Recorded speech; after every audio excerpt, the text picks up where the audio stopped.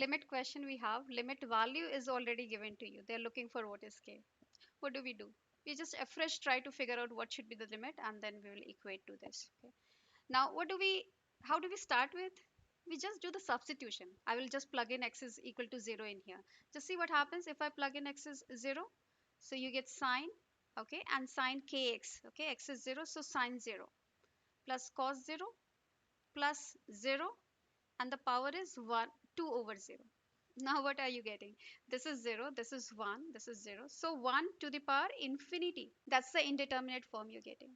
The moment you get that indeterminate form, you should think, okay, what can we do? So remember, if you have seen this, okay, limit alpha goes to 0, 1 plus alpha power 1 by alpha. That value is e. So normally what you see, this is also 1 to the power infinity form, right? But we know that this limit value is e. We try to use this.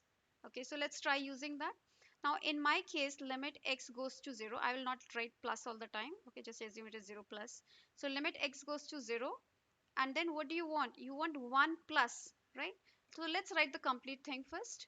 And we are just going to subtract a 1 to that. Okay, you see, I have added a 1, I have subtracted a 1. Okay, now what is this? I'm going to assume that this whole thing, what we have here, is my alpha. To get a e in this format, what do you want? You want the power also to be what? 1 by alpha. Okay, so now I'm not writing this huge thing here, so let's assume that this is my alpha.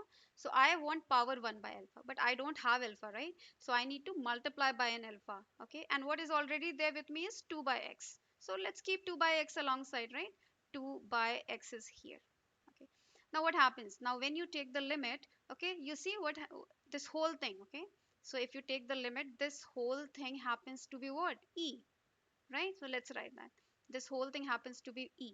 Now this limit, if I take to the power here, it looks like limit x goes to 0, okay, 2 times alpha by x. You see what is remaining? 1 by alpha is gone with this. Okay, what's remaining is 2 alpha by x. Okay, now given to you is this is e to the power 6.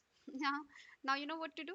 Okay, you have to just say that this is equal to 6 is what is given to you. Okay, again, let's try to figure out what is limit x goes to 0 to alpha. Let's write alpha. This is my alpha. Okay, divided by x. Okay, now how do I evaluate this limit? This is again, if you plug in, it is 0 by 0 form. Okay, so again, your favorite.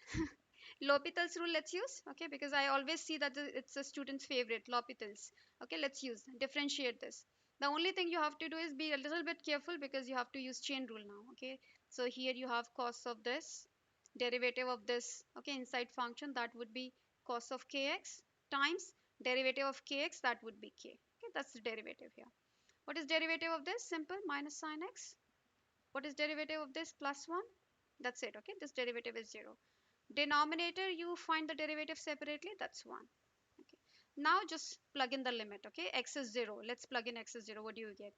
Cos of 0, right? Sine 0, 0. So can I write directly 1, right? And this is again 1, and this is k. Okay, so times 1 times k, minus what is sine 0? That's 0. Okay, plus 1, that's what you're getting. Okay, divided by 1, I don't write. Now what do we know that is? I know this whole limit is 6, right? I know that this what we are getting is 6. Okay, now solve it. Okay, 2 I can divide, so inside I am getting k plus 1 is equal to 6 upon 2, which is 3. So k, I subtract a 1 on both sides, I get a 2. That's it. Okay, so my answer is the B option 2. Okay, nice question. See you with another one.